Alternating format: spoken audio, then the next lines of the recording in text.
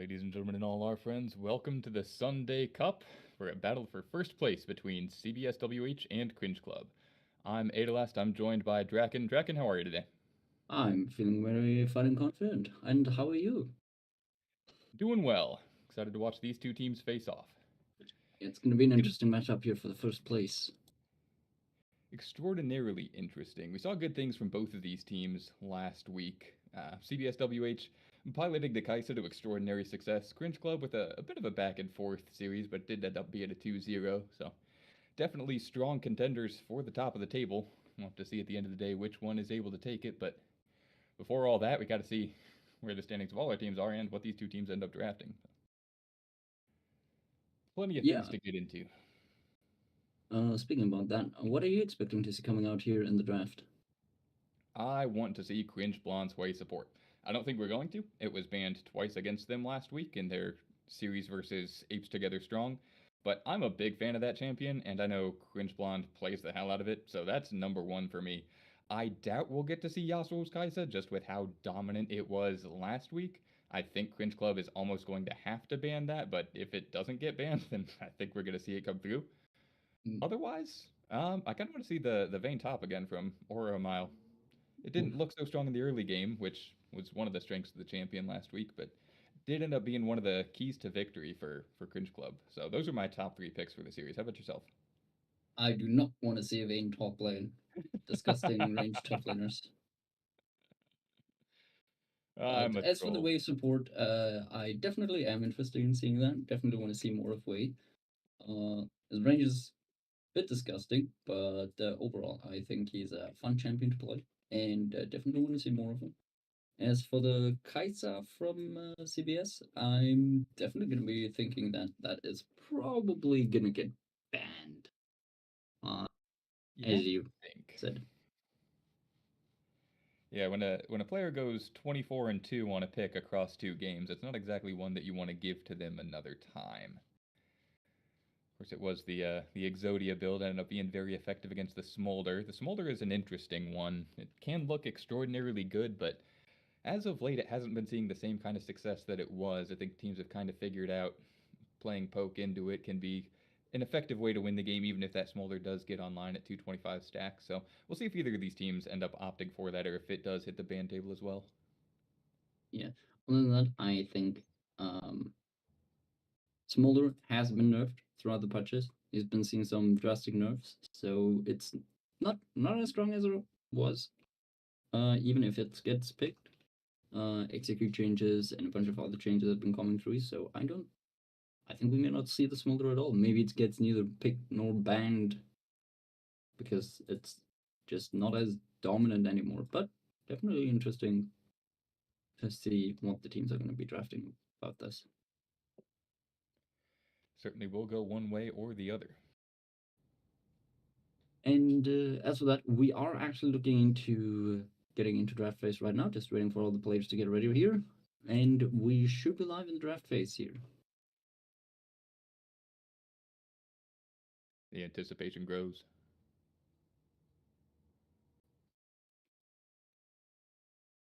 And we see some of the bands have already come out. We don't actually have the draft live here.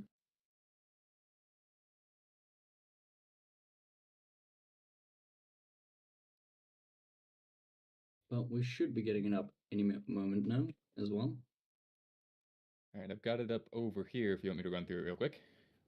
Yeah.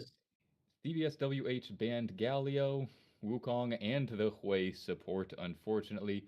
Cringe Club bans out the Senna, the Kaisa that we were looking to see, and the Vi. First pick Karma from the side of CBS.WH, the Ezreal and Maokai answered by Cringe Club on red side, and then the Xinjiao, the next pick from CBS.WH. So already starting to see a skirmish comp come together from CBS. We'll see what they rounded out with on the third pick. Currently hovering the Jinx, but haven't locked it in yet.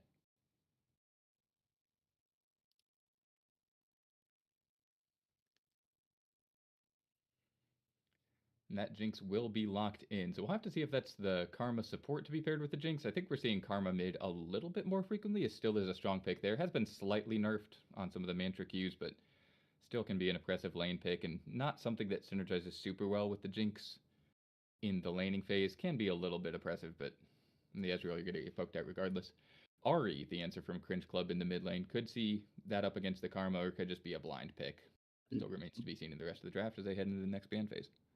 I would expect Ari to come down in the mid lane here, especially since Maokai and Ari are very impressive. You know, you get a lot of the CC down and have a lot of burst potential. Usually you want to pair that Ari together with the Xinjiao, but since CBS already picked the Xinjiao, well, they're obviously gonna go for the Maokai. As for the Karma, where do you think the Karma is gonna end up? Support or mid lane?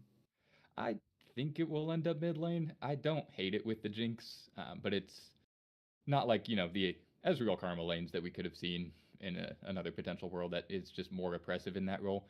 We do see it down in the support position from time to time, but I think it matches up well enough into the Ari that Yeah. it's a fine pick towards mid.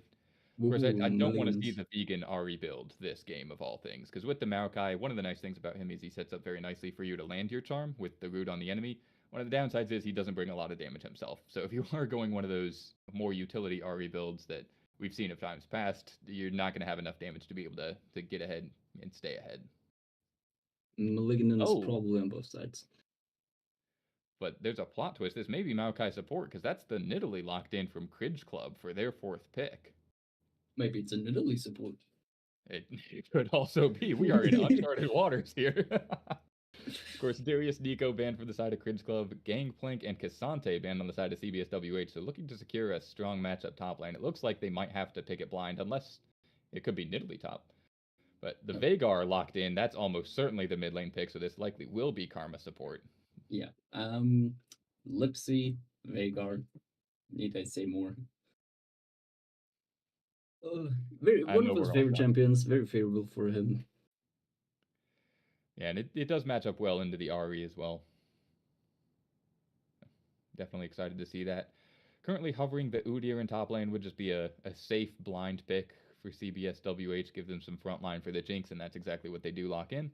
We'll see what the answer is from Cringe Club on 5th pick. They do have enough safety on their carries already, so they could go for a more aggressive pick into the Udyr if they wanted. Of course, they banned the Darius themselves, and the Gangplank was already banned from the side of CBS.WH, so interested to see what's going to be the answer here. Currently hovering the Olaf. That would be one of those more aggressive picks that we could look for. Just And it is denying the locked in. CC. Yep, So so the even though go their ahead. tag is CC, they did pick Olaf, which does not do CC, but it was more like we do not want to deal with CC at all. CC immune. We'll see if he can find his way onto the Jinx in those late game scenarios. Of course, being able to ignore the Veigar cage is going to be extraordinarily helpful. That is kind of the one big tool on the side of CBS.WH, aside from the displaces on the Xinjiao, but we'll see which of these teams is going to be able to get ahead. For the side of CBS.WH, definitely a scaling composition with the Jinx and the Veigar. They are very happy to play a slow game, play it out measured, but for the side of Cringe Club, yes, there's a little bit of scaling on the Ezreal. The Ari doesn't do particularly poorly in the mid-game stages, but they do want to get advantages for themselves in the early stages, so I'm looking to make action happen with the Nidalee. Yeah, and as we already mentioned, CBS is definitely going to be looking for the late game scaling. They really want to play it out for the late game, both with the Jinx and the Veigar, which just scaled, as we know, incredibly well into the late game. So that's probably what Infinitely even, they're as long as for. you can keep farming. So for them, it's all going to be about being able to deny CC Cringe Club this mid game with the Maokai, Ori, and Nidalee, and Olaf as well. Mid game is where they shine, so that is what they want to deny them. So we'll see how able they can just circumvent all of this mid lane play from them, mid game play from them. We are also getting the players are logging the champions now. We are getting into game. We are gonna have a little spectators delay, but after that we'll be on the Rift as expected. Hopefully, if there's no unforeseen delays in that regard. Certainly hope there won't be. Both these teams currently loading in, so hopefully there aren't any unexpected delays, but we'll of course update everyone if there are. I'm kind of interested how this Nidalee pick is going to play, right? Because Nidalee likes to have a lot of setup, something like the Renekton in the top lane to be able to land her spears reliably and get into that lane and use her full kit for damage. The Olaf isn't exactly one of those setups towards top side. You do have the Maokai in the support role that could help set up, but Ahri in mid isn't the most reliable either. You really got the charm and that's it. So not the best pairings for the reliability of the Nidalee. We'll have to see if she's just able to hit her spills all hit her spears all on her lonesome. Otherwise, this could be a bit of a sticky situation for Cringe Club. Yeah. Overall, Cringe Club, from what I can tell, except for the Maokai and maybe the Orichalm, they don't actually have that much CC at all. Ezreal completely no CC. Olaf, the best, strongest thing in front of CC he has is slows, which I do hope maybe if the Nidalee does gank top lane, Olaf does manage to pull his weight, if you will, in the terms of CC. So if he does hit an axe, Udyr is gonna be slowed. Naturally, he can negate that as well. He does have the speed ups, He's a and very angry man. He can go where he pleases. yeah, It does make you a little bit worried for Cringe Club, especially towards the later parts of this game. If they can't get the Maokai ultimate onto the Jinx or the Vigar, if that Udyr can be an effective front line, it's going to be very difficult for them to win any sort of team fight. Very strong team fighting composition for the side of CBS. So we'll have to see if they can get the kind of advantages they need to win, because the later and later we go, it's just going to be harder and harder for them to find anything for themselves. yeah. So based on this draft alone, Elas, who do you think is gonna take this game just from the draft here? I really like the CBS.WH composition. I think it's very straightforward. I think it gives them a lot of tools in the mid game and the late game to be able to play the kind of game that they want. It's so much harder to execute from the side of Cringe Club that just looking at it on paper, I can't put my faith behind it. Yeah, and I have to heartily agree. I want to say even with that, you have they do have the Jinx, which gets crazy. They have a lot of damage, and Udyr is a relatively reliable frontline. Something I can't see, save for Cringe Club's composition here. Yes, they do have the Maokai, but he isn't a so role, but it's gonna take him quite some time to actually come online with as a good frontliner with those tanky stats. And Olaf, yes, he's a bruiser, but if he just takes too much damage, he is gonna go down. So a lot of it's It very risky almost, if you will, in my certainly opinion. is. It's hard to believe that the Olaf and the Maokai combined will be half as effective a frontline as the Udyr at really any point of this game, unless we do get to see a 6 item support, and even then, I think the Udyr is just better. So it'll be an interesting one. We do have a teleport on the Udyr. It is Ghost Flash for the Olaf, so looking to get those advantages in lane, but didn't take the Ignite, so not the most aggressive option. Double teleports in mid lane, no teleports in the bot lane, so Yeah. it's not one of those 6 teleport games that we sometimes end up seeing, but still do have a couple of global tools for both these teams.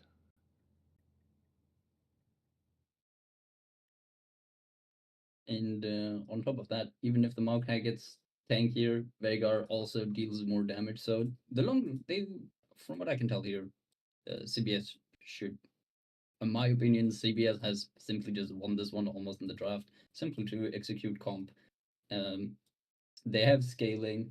They don't have the best mid game, but as but uh, neither does Cringe Club. If they can't make their mid game work, I fear it's going to be GG for them through the late game. Yeah, absolutely. It doesn't seem like Cringe Club have any hard winning lanes either. Of course, you do expect the Olaf to have some advantages against Udyr in the 1v1, especially heading into the mid game.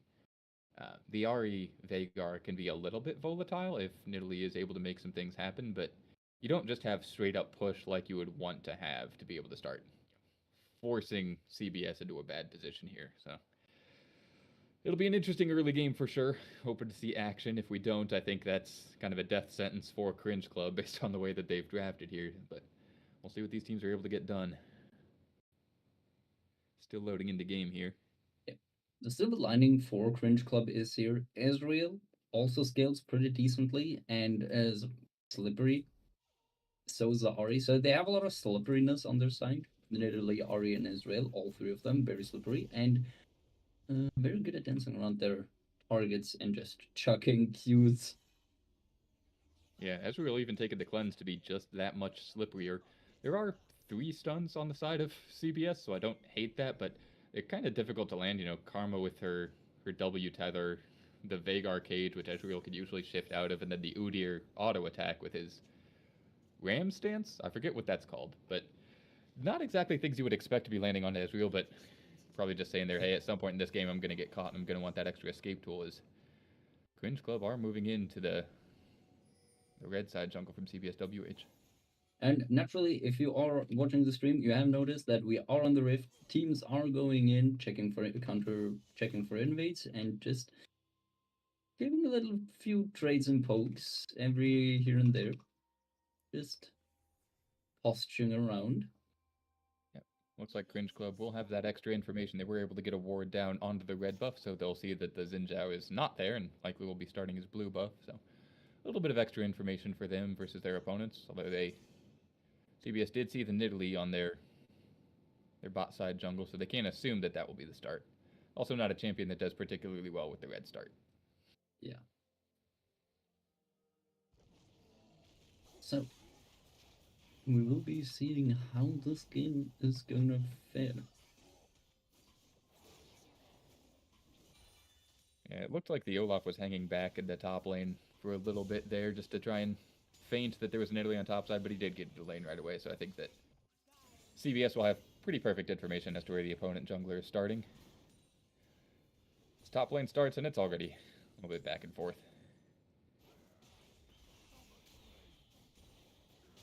Olaf going in already, just landing the undertows. They're going hard there in the top lane. Nothing boring trades with just 1Q, 1 auto, and we'll run away again. They're in for the fight. They're smelling blood in the water here. Now, Udyr has quite the advantage here, just runs at the Olaf, and they're out for blood. Yeah, the level 2 making a huge difference. The Olaf able to take the W and sustain up in that trade. If it hadn't been for that level ticking over, you have to think it was a kill for the Udyr, but they're able to come out relatively evenly on the other side of it. Ooh, that is annoying.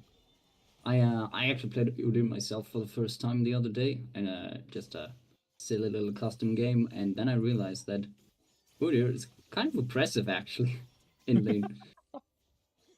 Yeah, especially getting the R at level 1, if you do take that Phoenix stance, you could be quite the bully in the early phases.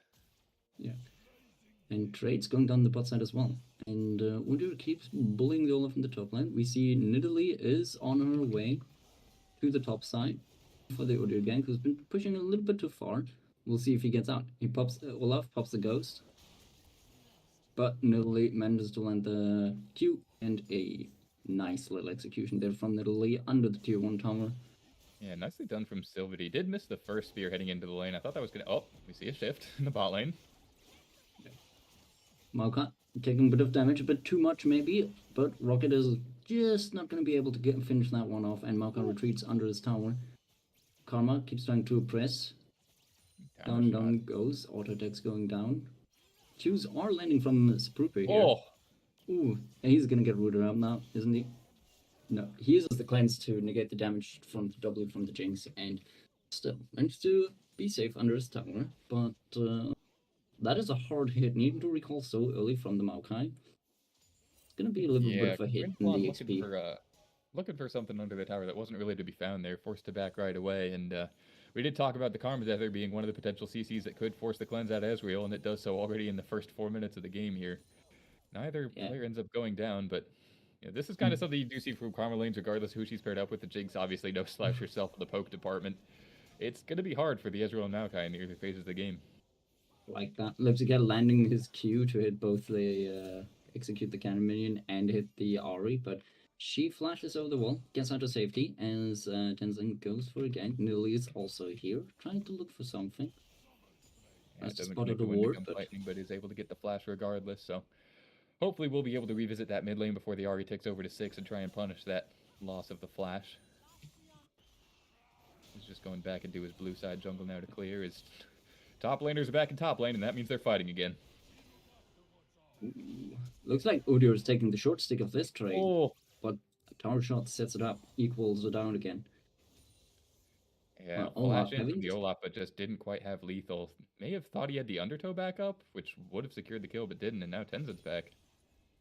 looking for the gank. He does have red buff. Let's see if he's able to convert this into a kill. Olaf, of course, dropped the potions and healed Becomes quite lightning. substantially from the lane. And just to sidestep the wind becomes lightning, and looks like he's going on the line. Nidalee is here now, and they are looking to get a kill on Tenzin. Flashes over the wall. Warrior trying to come for the rescue here, but I honestly think this might end up with neither kills, just both teams walking away here, and that is exactly what they're doing. Yes, Sylvanese Tenzin now. smelling blood in the water, but I think that was ketchup instead. There was no way he was getting any kind of lethal there. Didn't have to burn the flash to follow Tenzin, but did regardless. But Olaf at the end of that still has the advantage in the lane. So at the end of the day, probably an advantage for Cringe Club, just not the one they were hoping to find. His undertows are hitting. And they're chunking out the Udyr quite a bit. Now, Olaf almost back to full health here. Just oppressive in the lane. We see Maokai roaming up to the top together with Nidalee. They drop control. Let's see if they manage to chase this one down. Udyr is popping the ghost. He might just get out to safety with that. Even Auri roams. But they get nothing very for it. Fast man. I do like the rotation from Cringe Blonde, unfortunately, with the control ward going down just a little bit later. I think Gargoyle Inc. was able to find the vision and knew that the enemies were rotating up, so was able to just piece out. Does burn the ghost for it, but yeah, with the flash already burned from Moira Mile, there's only one summoner advantage for the side of Cringe Club there. Very good escape here from the Udyr. Almost didn't see that one happening, unless if he didn't have the ghost there, he would have been dead. And a good read on the map. Immediately noticing that the ward is off, and John goes wide. Ari ult comes out. Now Tenzin is here to try and keep the Veigar alive, but does he? Oh, yes, he does. Very close play in the mid lane. I think Geronimo Jr. accurately saw lethal there, but did not expect the Xin Zhao, which was able to turn the play. Lipscat able to get the first kill on the board for the side of CBS.WH, and that's not a player you want to be feeding. Veigar already ahead with one kill at this stage of the game. Not looking too good here. Now the overall scoreboard is 1-1. Team in terms of gold, the teams are pretty equal. More trades on the top, and they are just going at it. Fight. Olaf comes out with the ult and just runs down Udyr under the tower. Ooh, almost doesn't get it, but the undertow comes up just in time and gets the kill under the tower from Udyr. Now it's 1-2, and that's another nice piece of money into the pockets of the Olaf. Another play you don't want to see fed, by the way. You don't want to see a fed Olaf sprinting at you here. It was a really nice turtle shield from the Udyr, but the last undertow from the Olaf is able to secure the kill. And yeah, as you said, we're just starting to coast into later phases of the laning phase, and that is not a point we want Olaf to have kills. It's flash from the Cringe Blonde. Yeah, Rabbit Panda is getting caught out here, almost very in a tight spot here. Exhaust also getting popped, but Rabbit Panda manages to flash out here and lives to see another Ezreal come down to him. Now we didn't see that on the screen, but Ezreal ulted, but it goes wide. Nidalee now coming. They're threatening the dive here, just trying to get the wave in position. See if they can vibe. Tenzin is on his way, but Rabbit Panda inevitably goes down. He shouldn't have stayed with that much low HP, but chose to do so anyway, and you had to pay the price for it. Now Nidalee on the run here, Tenzin on the chase, and the Jinx ult comes down. Marvelous execute here. Super Mega Death Rocket just secures it. Yeah, I think that was a really good rotation for both teams. Cringe Club identifying that they had advantage on the bot side. I think that would have been a really nice dive if it wasn't for the answer from Tenzin. Able to put enough pressure, kind of dissipate the play. So yes, the Nidalee is able to get one, but ends up going down for a trouble. And another critical member on the side of CBS.WH gets an early kill with that one onto the Jinx. Yeah. Now, what I do like here is most of the kills now are on the Nidalee, on Cringe Club side. And most kills on CBS, well, I say most kills, there's only two, but one on the Veigar, one of the Jinx. The two members on CBS, you don't want to give any kills to. Now, Lipscat looks like he's in a bit of trouble here. Ari just managed to get the kill on this one. Doesn't even need the ult, just enough from the CC from Cringe Blonde here coming in. just lays down the CC. Now Olaf is looking to hunt again, pops the ult, Phantom Undertow. I really love the rotations here from Cringe Blonde. When you have something like the Ezreal in bot lane, you know that he's going to be safe, even against something like the Karma and Jinx. Yes, they have poke, but they don't have kill threat onto that champion. So you could just leave him in bot side to farm on his own and get ganks off on the other side of the map.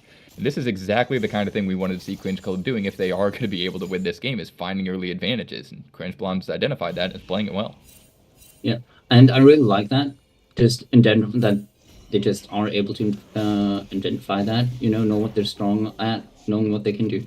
Now, Void Threats go down in favor of Cringe Club here. Oh, Maokai ult connects. Xinjiang might be in a bit of trouble here and just gets taken down. That is enough CC to last for a generation, and he just gets shredded down. Just too much damage for him to just walk away from. Not even with the ulti.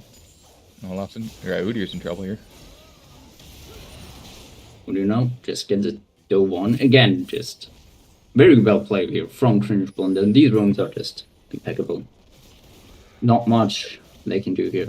A little bit too low. He did see that Tenzin got caught out in the jungle and chose to stay under his tower anyway, and had to pay the price. Now first tower goes down in favor of Cringe Club. Yep, they know when they're strong, they know where they're strong, their rotations are extraordinarily good. They did end up giving over an early dragon, but that's really all at this stage. Except for a couple of summoners, speaking of. Ezreal forced to flash out. I don't know that that was absolutely necessary. I think I would have preferred to see him burn the cleanse if he did end up getting rooted by the Karma, but regardless, it's just one summoner to stay safe in that bot side. Thanks to Seth, not needed to use any summoners yet. Ahri is teleporting to the control ward. They are really want this bot lane now, really want to shut down Yasuo. Ahri ult goes out, Charm goes wide, and he gets rooted up. Oh. Now both very low members here from just kills going down left and right.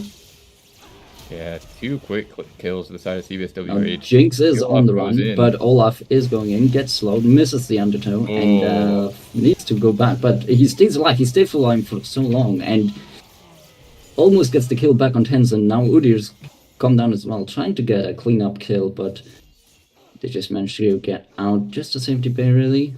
And a lot of summoners now burned from the side of CBS Rehandless. A little bit confusing for me here. Not really finding the names. Is it Rehandless or is it CBS? It's a lot. It is both. Oh, Nidalee, a little bit of a tight spot here. Udyr just trying to run her down, gets a CC off. Ult comes out, but I think Nidalee might just be safe here. Yeah. Maokai flashes. Oh, never mind. I lied. She was not safe. Lipsy with a nice timed Q snipe just managed to get the shutdown. Yeah, clean flash Q, and this is a really good map play from the side of CBS.WH. I love the teleport from the Udyr as that fight started. Able to get the numbers advantage, and there just weren't the same number of members from the side of Cringe Club. Of course, not having the teleport on that Olaf means he has to run down. They're just able to clean up kill after kill over the course of that play, and this is the team we were saying wanted to scale into late game, and they find an early play that goes their way and pick up their second dragon. So things are looking a little bit dicey for Cringe Club off the back of that. Yeah. I think one of the major issues here is Ahri is not nearly able to connect as many charms as she wants to, and now Jinx is down a little bit of a tight spot here. Exegons comes down, Jinx already, no, Karma already dead, sorry here, but now Jinx is next to fall, but she does get a return kill onto the Nidalee. That could have gone way worse. At least they get the return kill. Another charm going wide, teleport coming in from Lipstick Cat. Clears off the wave. Tenzin now looking to defend the tower. It's still 2 kills, plus the shutdown over to the side of Cringe Club, so you have to say they come out slightly ahead on that play, but every kill on the Jinx at this stage of the game feels really bad. Of course, already has that first item well on her way to the second, whereas the Ezreal and the Ahri are still working on their first, so spiking at the right time for the side of CBS.WH, and Cringe Club haven't, and they really need to be if they want to have any chance of winning this game. Yeah. A lot of good sidesteps here from Lipsy on the Ahri charms. Slowly stacking his way up, and as you said, 1.5 items almost completed now for the Jinx. Gonna be looking very threatening, but Ezreal, very safe now, still deathless, and managed to finish his Essence Reaper now. So that's gonna be a lot more threatening here from the Ezreal. checks the bush, and Karma Q's hit. Look how much they chunk. It is incredible. The damage from both teams is just very high. Ooh, Spear connects on Lipsy, and he is dead. Yep, Charm missed, doesn't matter at all. Geronimo Jr. able to pick it up with just so much damage. Cringe Blonde's ult comes out. They do manage to root up Tenzin, who is forced to flash out but goes down anyway as Ari's Spirit Rush secures the kill here. Yeah, very nice follow from the Ari, able to stay inside of that Xin Zhao ultimate for darn near the entire time, and that's 2 quick kills over to Cringe Club, and it looks like they'll pick the Herald for their trouble, so after the disastrous bot play, able to find another couple advantages for themselves on the side of the map that was winning for them, and hopefully they'll be able to pilot this Rift Herald into a couple towers and start snowballing off of that as well, as it's like he also was ganking his own lane. Now we see Jinx just running down the Ezreal, who just pops the Ghost, runs him down, gets the kill. Ezreal, he's safe, but not that safe. And Cringe Club have been perilous, just permanently pushing in these towers. They've been very good at just keeping up the pressure at all times. I feel, even though now CBS is on about 2,000 gold behind, probably going to be lessened here now that Jinx collects this tower, so just short of 2,000 gold behind. But both teams just working on their tempo. So it's not always been that throughout the early game, but as the game has progressed now, I feel like both teams just have incredible tempo at all times from both sides, just playing on the tempo over and over and over again. Yeah, it's definitely the story of top side versus bot side here. Cringe Club having that obvious advantage in the top side. The Olaf 2-1 and 2 now. 8 kill participation on the Nidalee, but we've already seen now in what Jinx can do in the long lane. If she's untouched in a fight, she can just blow up any members if she wants to, so. And that Jinx is a little bit nice towards bot side. Plus, with the 2 dragons already picked up for the side of CBS.WH, that is the side that they want to continue to play towards, hopefully get that soul for themselves. I don't know. As we go forward into this game, things are looking dicier and dicier for the side of Cringe Club, but they do pop the Herald and pick up at least 1 tower here. In terms of objectives, Cringe Club is actually doing fairly well, except for the dragons maybe, but look at how many towers. CBS have almost nothing to work with, as Yao Su just gets dived under the tower, just killed together with Rabbit Panda. Now Tenzin tries to stay alive here, manages to get the double kill with the help of the tower, but inevitably falls to the Ari as the Rift Herald destroys the tower. They lost another tower on mid lane, and they already lost their tier 2 on both sides. So in terms of towers, CBS have no towers. They've lost all their tier 1s and lost 2 in the bot lane.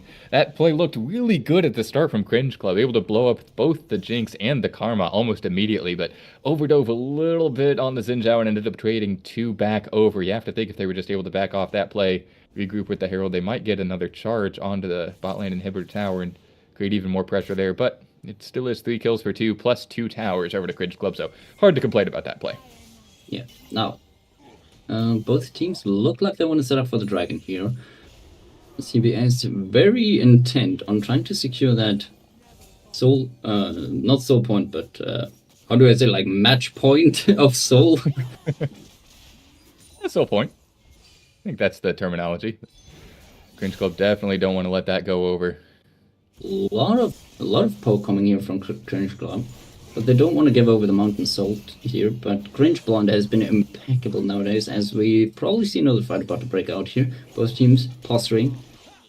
Pokes coming through, and immediately half health. One spear disconnects from the middle, immediately half health Yasuo, and the fight breaks out. Maokai is being stunned up, just immediately blown up from the CC. It's Coyote Fire, Lipsy Cat, and Yasuo both fall. The Ari comes in with the teleport and manages to collect. There's some sweet kills. Tenzin, the only member that actually manages to get something back here, but it's not enough, and they lose out on the fight. That was excellent communication from the side of Cringe Club. They knew they had the Ari in the top lane with the teleport ready to come into that play, so as soon as they see CBS push up into their jungle, Maokai goes in and gets really nothing done, but just engaging the fight at that point lets the Ari teleport into the backside of the fight, pick off Jinx all on her own, and that is the critical member from the side of CBS.WH. If that Jinx is untouched in that fight, I think they just win, but instead, they're able to get her down, they sweep the fight, and they take the dragon for themselves. Very well done. Yeah. Very well played here from Cringe Club, just focusing the Ari, almost blowing her dump immediately, and I didn't even see it at first, but Rabbit Panda Karma just almost blew up immediately as well. Yeah, Karma known as a battle mage, but not in those team fight scenarios. If you got any more than one champion on you, you are still going to get popped. So. Especially, you see Malignance on Karma a lot, but it gives you no health, no survivability, just more raw damage. And as much as that is good, as we can see, if you just get popped, you don't have the time to dish out any damage, so you're just dead. Oh, Spear connects on Rabbit Panda, and he just gets deleted by the Nidalee. 7, 4, and 8 now. This Nidalee is a beast in the literal sense now, and definitely a force of nature to be reckoned with. Ari, two full items got that Lynchbane, and they're onto the Baron. Ari as well, 7-3. They're looking for the Baron. And it looks like they would just get it here, almost completely uncontested. Yeah, CBS don't have the vision, so they did not know that they were doing it. No, and it's going to be so hard for that team to fight into the side of Cringe Club regardless. With the Ezreal, the Nidalee, the Ari, you just can't have any member try and face check that. So knowing that they just had to concede that part of the map. And that's a free Baron for the side of Cringe Club, and they're executing around their win conditions so far. Yeah, very well for that matter. We've been talking about this, that Olaf is probably going to be able to get the advantage over the Olaf in the early game, and he did, and now oh dear, is not looking... Oh, Jinx just completely gets a kill. Karma roots him up, and they just root them down and just completely delete the middle lane. That is a nice shutdown over to Jinx. Yeah, Silver's feeling a little too hyphy there. Nice charm from the Ari. Yeah, nice ult in, hits the charm onto the Jinx, and Olaf just runs her down under the tower, just heals for massive amounts. Ezreal joins the dive, and they just get kill after kill under the towers here. Udyr now trying to defend whatever he can, whatever's left. Ultimate comes down. Can manage to get a return kill on the Ari. That's another shutdown gone, and now Udyr's on the chase on the Maokai, but you might not be able to escape. Never mind. Now the Empowered Recall just gets... barely gets Ezreal out to safety here. Yeah, so overall it's a 4-for-3 in favor of CBS.WH, but they do lose the tower in mid lane. It looked like a pretty clean engage from the side of Cringe Club at first. A very nice charm from the Ari into Olaf doing Olaf things on the backline. It looked like he was going to go down and then didn't, as the champion does, but the Udyr comes in and is able to clean up that back end. Once you've burnt everything in the fight, there's just no threat onto that champion, and if he stands on top of you, you are going to die, so... able to get something back at least, but that's another tower in favor of Cringe Club. Of course, they do lose most of their Barons, still have one on the Ezreal, but I believe that's the only member, so I doubt we'll see the same kind of push happen twice. Everyone else went down. A lot of objectives now down, as you rightly said, tier 2 tower on the middle lane now down for CBS. So not looking too good for them, so I'm very curious what CBS needs to do in order to keep themselves going through the game here now. Yeah, with those towers down, I do want to see Cringe Club do kind of what Cringe Blonde is doing now. Push into the spot side, try to establish vision control. You know that the Dragon is going to be a contested objective here before too long. So if they're able to get some wards down and try and get control over that part of the map, they can continue to prevent the Sulk win condition from the side of CBS.WH. Gonna break off here, Olaf and Udyr just fighting, but the Empowered Herald push with the Void Mites, they have 6 Void Grabs, so all the Void Mites is just enough push to get them the tier 3 tower, the inner turret now down. And Ari has managed to get herself to safety using her ult. Super Mega Death Target does connect, but just barely doesn't do enough damage to go in for the kill here. Yeah, and that was just a lazy rotation from the side of CBS.WH. They really should have had control over the mid lane before they were pushing into their blue side to try and reestablish vision control, or into their red side, excuse me. I don't really know how Cringe Club was able to get onto that inhibitor turret so easily, but they are able to get it down, and the inhibitor. Of course, it is mid lane, which is kind of the least useful as we get towards the late game, but it's something you're definitely happy to have, as 2 teleports are coming in the mid. Teleports on Ari, one of the Udyr just gonna try, and they know Ari doesn't have ult, so they're just trying to delete her. Now Vigor ult does connect, but Olaf cannot be disabled, and Lipsy does not get himself to safety. And Udyr now in the fray, just getting run down. The other teams of CBS trying to keep him alive, but inevitably falls down, and Tenzin trying to clean up on the backside of that, but Olaf is just healing too much. This man is just too oppressive. No one can stop him. Tenzin trying to get to safety, getting as much damage off as he can, but And now CBS are trying to chase. Jinx does manage to get the kill. Double kill here for the Jinx. Olaf is not able to keep himself alive through the relentless minigun attacks that are coming from Jinx. And eventually they both fall now. I like that CBS.WH was looking for something, but that is not the key member you need to be on. As you mentioned, the Ahri ult was already down. That is not the key member around this dragon fight. You need to be able to get onto the Ezreal, onto the Nidalee, onto the Olaf if you want this to go well. So they burned both teleports and the Veigar ult onto the Ahri, who's basically useless, and then the Olaf's able to wreak havoc through the rest of that fight. And Cringe Club should be able to pick up this dragon for their trouble. Yeah, it's not going to be stolen, so bit of a questionable decision from CBS.WH. Again, I like that they're looking for something, but that just wasn't the play. Yeah, and they just sacrificed too much. Like, I think the double teleport and Veigar ult in itself was fine to sacrifice to manage to kill a member and then posture around the dragon and get it down. But but the teleport, which is so telegraphed, and all the other members from Cringe Club were just on that, immediately rushing to the Ahri and trying to help her, and they did not manage to burst down the Ahri in the time that they needed. She almost even gets away at first, looks like it, until the Veigar ult barely connects. Yeah. If she had backed away immediately, I think she could have just walked out of there, but regardless, it's still a fairly even play that edges in favor of Cringe Club, and now they have those two Mountain Dragons, so it's an even dragon game for both of these teams. I like having the Mountain Dragons on the side of Cringe Club, especially with the Olaf, just have him survive that much longer, but as this Jinx continues to get more and more fed, obviously Veigar's going to ignore a whole lot of that, so it... Oh. That Veigar just deleted the Ahri almost from full HP. It was nothing. Yeah, I heard there used to be a champion there, but I don't have any evidence for that anymore. Same goes for the Nidalee spears. They almost hit as hard as the Veigar ults. CBS.WH onto the Baron. I don't know if they can do this. I don't think. Yeah, I was about to say they doesn't look like they Tenzin gets rooted up and the spear connects. Just Baron will be able to take him down here. And looks like Cringe Club are trying to look to chase here for more, at least posturing around the Merim to make sure that CBS are not able to get their hands on it. Waiting for their team member to revive. Yeah, it looks like Skripa's trying to charge up that Ezreal ult by just pegging the Baron. They know they've got 3 members trapped here. If they can stop the backs, and Yasuo does, this looks like it'll be a fight on topside. Yeah, and Veigar's already almost completely deleted. Nidalee jumps on top of him, gets the lead off. There's not enough damage on the top side of CBS here. Karma now trying her best to escape, but that is the wrong side. And Karma didn't need to end up burning Flash there. That looked like it was going to be a little bit sketchy since the exhaust actually went down onto the Karma instead of the Jinx, but ended up not mattering at the end of the play. It's one player in favor. I don't think you win that. Olaf pops Ghost, and he goes for a Tenzin. I don't think you win that. He knows he's the only jungler on the map. He tried to get into Baron to hopefully smite steal, but the Olaf knows what he's trying to do, and just isn't able to clear that kill, still buys space. Oh, the minion's gonna finish the job. Tenzin, what are you doing? That was not the minions, you live because you heal with Xin Zhao. If you run from the minions, you live because they don't attack you. But just pick the worst of both decisions there, and ends up going down. Not attacking the minions and staying in them. Huh? Yeah, it's not what you want to see. How much did they pay you for that one, Tenzin?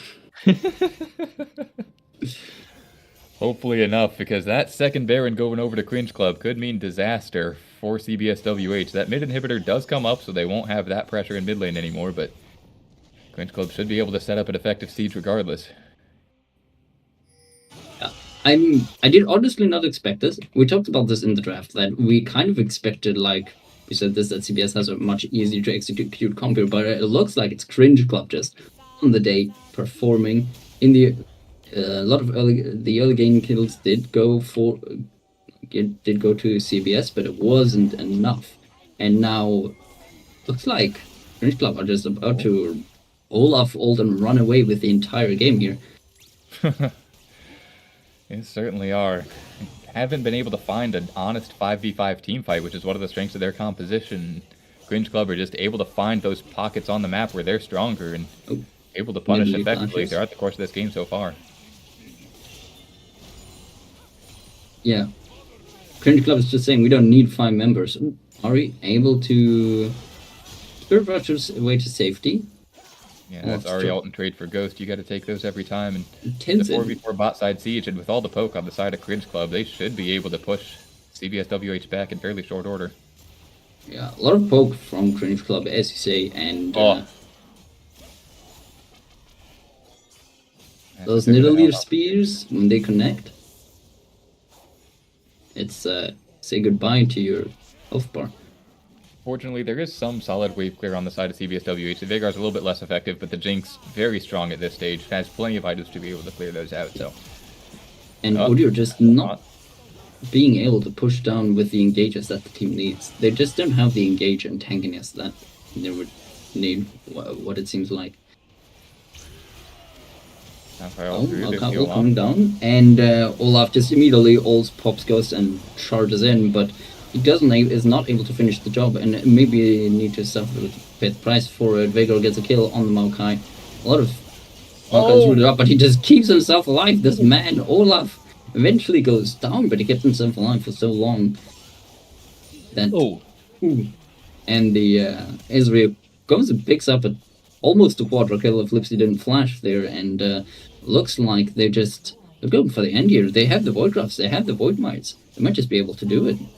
Still buffed with the Baron. Ezreal still has his Baron buff that just now expired, but with that poke, they're just able to keep them at a distance and slowly push it in. Yeah, they don't have Baron. I think they'll have to be happy with the 2 inhibitors here, but that looked like it was going to be a disaster from Cringe Club at the start. Hold on. Spooper hits a WQ, and Rabid Panda less than half HP immediately. But that was a bit of a scuffed fight at the start. They weren't able to get onto the Jinx at the start of it. The Olaf got so low, I want to say single-digit HP for what looked like a couple seconds there, but just not able to get the last hit off onto that champion. He's able to heal up, able to tear through the fight. Yes, he does go down in the end, but a triple kill onto the Ezreal, plus the flash burn from the Veigar. And Cringe Club it could have been a disaster from Cringe Club, but they end up winning the play. Yeah, and they get another dragon to boot. That's 3 mountain dragons. They're starting to look pretty tanky, or if they get Mountain Soul, I don't know how CBS is going to bring this game back. Yeah, we mentioned it earlier, the Mountain Dragons don't feel terrible on the Olaf, and I think he definitely made effective use of them in the last fight, so... I don't want to say it's coffins yet for the side of CBS.WH. We know what their team comp can do, but that was as close to a 5v5 as we've seen in this game, and it was even at best, so... This may be curtains. Yeah, I fully agree. And Cringe Club, they look very dominant. What is that? Tenzin, a bit of a too eager here on the play, and just ends up blast coning in and sacrificing himself for the blue buff. Lipsy Cat now getting go, tries to survive as long as he can, but does get the ult off, manages to kill the Olaf, which is very good for this side of CBS. That Olaf kill pick is crucial, and now Jinx might be able to just run them down.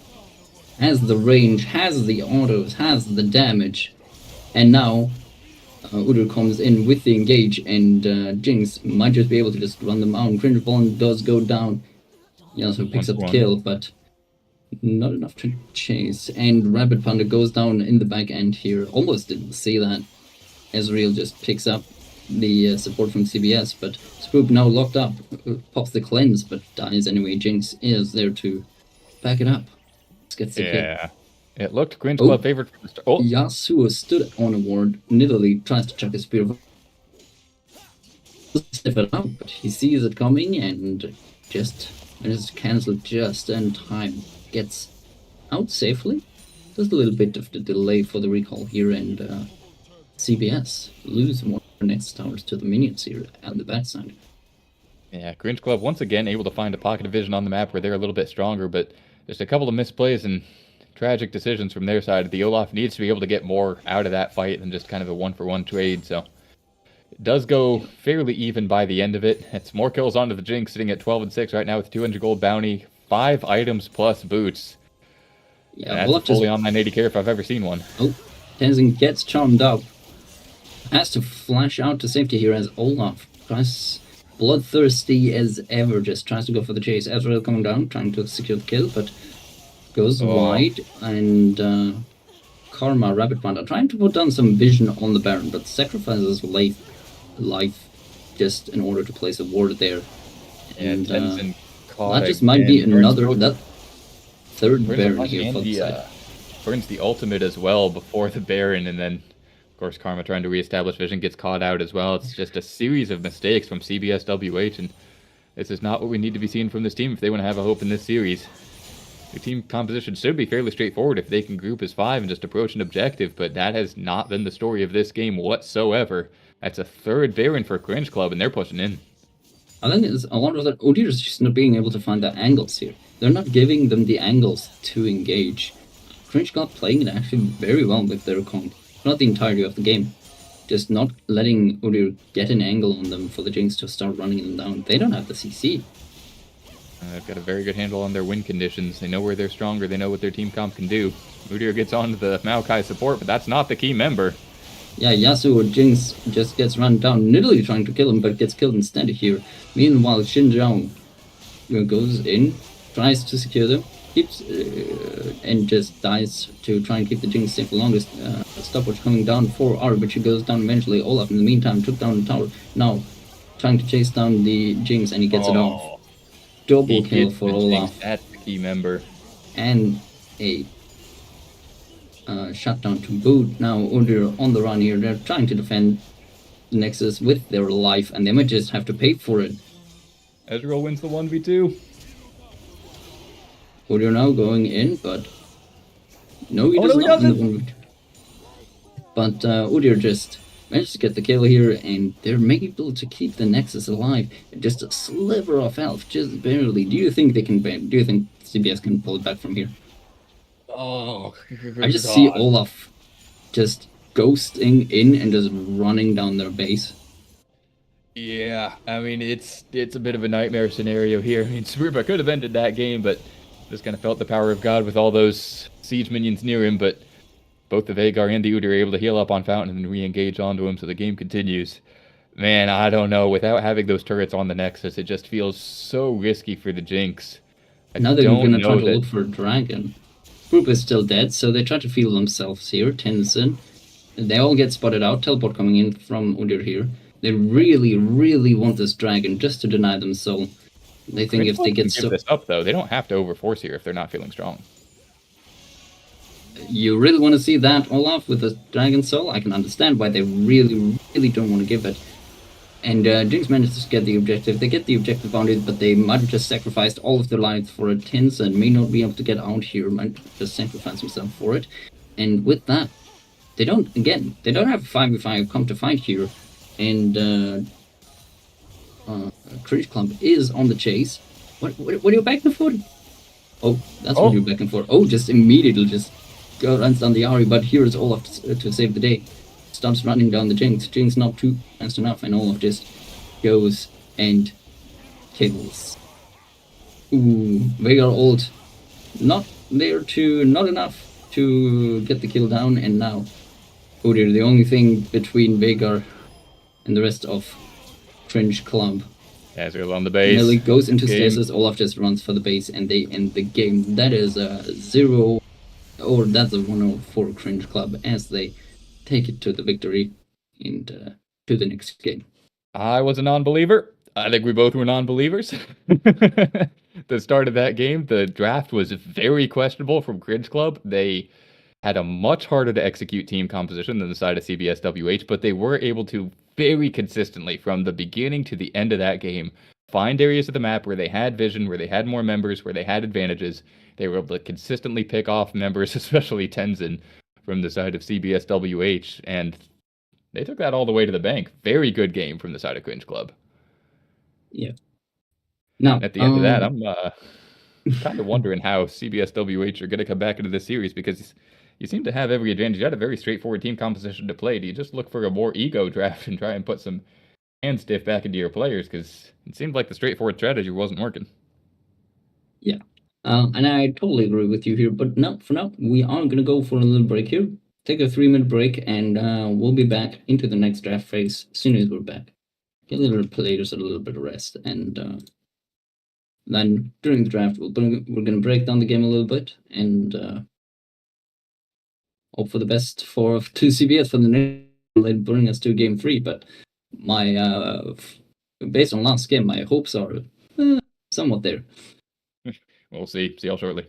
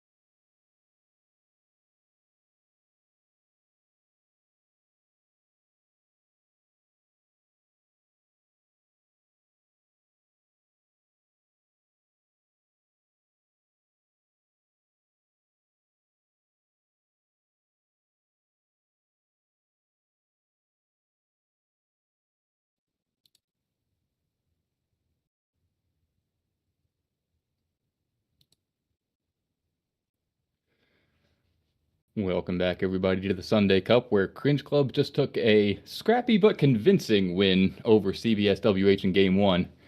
Waiting to get into Game 2 draft here, and I'm Adales, joined by Draken. And Draken, that was a hell of a game, but definitely what we wanted to see from one of those teams anyway.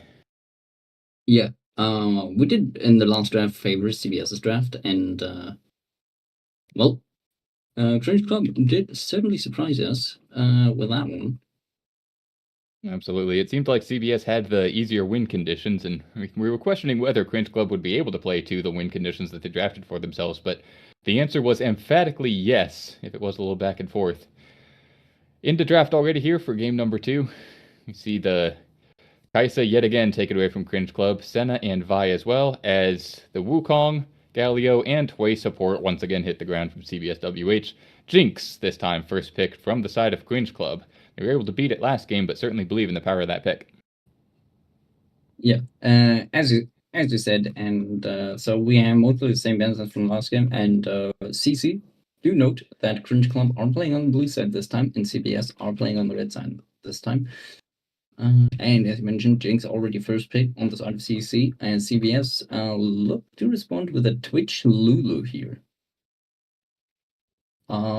Definitely trying to impress their opponents with harder cringe this time. Yeah, I got to be honest. I don't know how this matchup goes in the laning phase in particular. I know that Twitch could be a bit of a menace towards the late game if he is able to find the proper angles, as can the Jinx. Maybe even a more of a mid game menace there than the Jinx is as well. But it'll be an interesting one for sure. And I am not a particular fan of this champion. It sounds like you might not be as well, but we'll see if they're able to fight it effectively. Renata, my love, my beloved. You a Renata main? No. I'm not even at support. Mr. Renata Stan, I get it. No, she's hot. Just a Renata enjoyer. It's Miss Glass to you, by the way. That is fair. Rel as well, my two favorite girls. Onto the rift. Okay, Cringe Club, we bring this home. We're winning this one. Renata and Rel, my two best girls. Much more straightforward composition for the side of Cringe Club already across their first 3 picks. They want a group, they want to fight. They want to get this Jinx able to pop off towards the later phases of the game. Definitely a change from what we saw game number 1. We'll see what the answer is from CBS.WH covering the Ahri for themselves. I am based now. And it's the Veigar again. Yeah, we didn't hate the pick in game number 1. Obviously not able to do anything at all against the Olaf, but I don't think that was the problem. And when you have the Jinx, you're not into something like the Ezreal, which is slippery himself. I think this pick still can be effective. Oh yeah, definitely. Especially against something like the Rel, who needs to use her W and has a lot of her engage riding in on that engage. So the Cater Veigar is definitely gonna get a lot of value out of that, as well as from the Lulu. Now Rel is probably gonna be in the jungle here, so whenever Rel is trying to come for engage, Lulu can just put down Whimsy, get the and polymorph her back into a little squirrel, and she won't be able to throw down most of her CC. Yep, we do see an adaptation here. The Olaf ban from the side of CBS.WH not wanting to see that pick again. Of course, it would have to be blind pick on the blue side, so you could counter it, but we saw the power of it last game. I don't think that CBS.WH have any appetite to be playing against that champion again. And the Maokai this time banned from the side of Cringe Club, so they know that could be played in the jungle for the side of CBS.WH and don't want to give that powerful long-range engage to them. Now, do you see the Jarvan being picked out here on the side of CBS and said on the side of Cringe Club here? Not a pick I see that often, but a well-known counter into Veigar. Yeah, definitely a niche champion. You only really see it into matchups like this where it is expressly strong. We'll see if they're able to play it effectively. I am very excited to see this mid lane now. The Jarvan can make things a little bit volatile. Of course, the Zed himself is very slippery, so if he doesn't burn Shadow in lane for the poke, he should be fine, but burning Shadow in lane for poke is one of the core things I do on Zed, at least, so we'll see what happens there. The Mordekaiser and Rorel. My armored beasts are here. How do you feel about the Mordekaiser? Because with the champions that were locked in the first phase of pick ban, I would have hoped for a little bit more of a teamfight top laner. Mordekaiser is really kind of just a 1v1 guy, expressly with his ultimate. I would argue Mordekaiser is very much a team fighter by, making the team fight smaller, turning every team fight into a 4v4 instead of 5v5, being able to take out these priority picks. Now, Twitch is not really something you want to go into against. Zed being strong into Twitch, Renata being strong into Twitch, so Twitch is not really what your focus is. But as Mordekaiser being able to take out Cassandra into this fight, no, you may not be able to win into him, right? Immediately, but you can keep him out of the fight. And if you can keep Cassandra out of the fight and can keep Cassandra from kidnapping your ADC, I think that's already that can already be a win. Yeah, and now seeing the Cassante there, I do hate the pick less. I don't think it still synergizes all that well with what Real Granada are looking to do and the way that their engage works, but it is still an effective champion towards what Cringe Club is looking to do in this game. And we were able to see what they were able to do last game when I didn't believe in their draft, so Oh, I totally I think giving believe them in the Cringe benefit of the Club's doubt draft. is probably a fair point. I think Cringe Club are going to take it home this time. I'm a firm believer, but I've been wrong before. I was wrong last game. I have not been wrong that often, but I was wrong last game. And this time, I'm a firm believer in my two favorite girls and the Mordekaiser here. I believe. So how much do you know about the Twitch? Because I'll be honest, this champ's a bit of a blind spot for me. All right. I have seen it come out in the last game that CBS.WH played against. Was it Placeholder 2 weeks ago or something? Where they did play it into the Smolder, and it was devastating. It was really strong into them, especially Twitch Lulu, very known to be a very strong combo. Here is the thing though, you have Rel Renata, so you just Twitch ults, switch back, and now Twitch is gonna kill his own teammates. Yeah, hoping to see a cleanse on the Twitch this game for sure. It'll be interesting. Twitch is one of those champions that can be extraordinarily effective when you're more coordinated than your enemies are. Of course, having that invisibility, you get to know where your carry is and your enemy doesn't. So if you're able to play around that, it can be a very strong pick. But for teams that are well coordinated, there's a reason anyway that we don't see this pick in pro play all that often. It can be one that's fairly easy to punish if you are able to get on top of him. Of course, once his ult ends, he is fairly Yeah. short ranged and can't necessarily be a hyper carry past that point. And as you That being mentioned with said, that Rel ultimate, if that mistimes the cleanse timing, that could be kind of devastating. and you said it like that is exactly the reason why you don't see it in pro play. Against a well coordinated team. Now I don't know exactly how well coordinated CC are, but they do have the set to be able to delete the Twitch, and sets ult gives them invulnerability. On top of that, you do have, as we mentioned earlier, Renata and Rel being able to just completely go onto the Twitch and shut him down. Of course, if Renata and Rel do that, they're gonna leave their ADC very vulnerable, which is where the Mordekaiser comes in. Very true. We'll have to see But what that this only happens in Jarvan. 5v5 team fights. If they can get one this time. They didn't really get one last game that well, so we hope that they're going to be able to get that. Yeah, I think both teams do want to 5v5 here. I mean, the Zed is kind of the one champion on either side that doesn't love 5v fighting all that much, but basically every other champion does. You got to believe that we'll get a little bit more front to back in this game.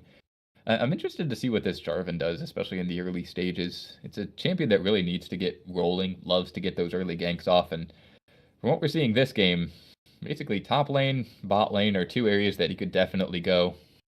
Potentially synchronizing with the Twitch in the early games if they want to try, potentially a level 2 cheese onto something like the mid lane. It's going to be hard to do in a game where everyone's on microphone, but I don't know. I want to see them get creative. I want to see them get scrappy in this game. We saw them kind of get rolled over last one, so Yeah, hopefully they're able to find their own advantages for themselves, shore up their weaknesses a little bit, and get themselves into a strong position to take us to a third game. yeah, very much agree. I very much feel like we want to get something out of from CBS.WH here, something creative that can get them on the board, get them rolling. As you mentioned, we didn't get to see that a lot last game, so I very much hope we get to see some creative use of the Twitch Lulu here, and hopefully from the Cassandra ults that can be very important, especially in those team fights. Try and target the priority targets on that, or maybe not even priority targets. Like Cassandra can abduct anyone, so getting things like the Rel maybe out of a team fight can be very useful. Absolutely. We are in the game. Already see the GLHFs going out from each of these teams. That's respectful and boring. I was hoping to see some trash talk here after that first game, but these teams are honorable and professional, which, something to be said for that. Boring. That is the thing to be said.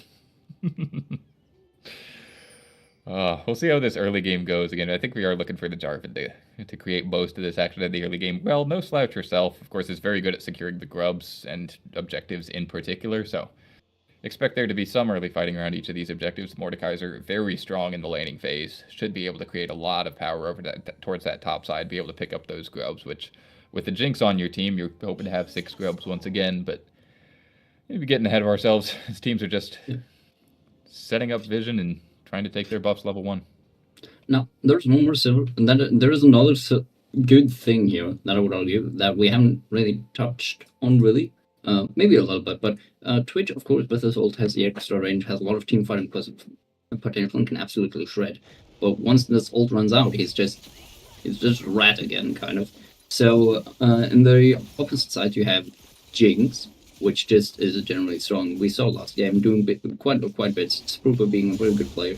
Now, I haven't seen as Jinx before, actually, but I can definitely see me be able to make it work, and Jinx has the range to stay out of trouble, if you will, like from the Cassante, from the Jarvan, just able to space enough with that late game range. Yeah, I like that point quite a lot. You know, the Twitch with the ultimate is the strongest at the start of the fight, and the Jinx with her getting excited is the strongest after a champion has already died on the enemy team. So if CBS.WH aren't able to win the fight right away, it's hard to imagine that they're able to win a fight at all. Also, those two top laners, they're just perma-fighting. They just hate standing still. I diagnosed them both with, I was going to say ADHD, but that would be rude. I was thinking more of like perma-fight syndrome, PFD. No, PFS. There we go. I like PFS. Hey, as someone with ADHD myself, I could say that's probably an accurate way of viewing it. This is this is why I only play ARAMs, right? Like it's just all fight all the time. Perma fight syndrome, exactly. Ooh, Ludigan coming out here. Nice handshake from the Renata, pulls her back, and bits of poke being done upon Rabbit Panda here. Not gonna be feeling too happy about that, already needing to spend pond.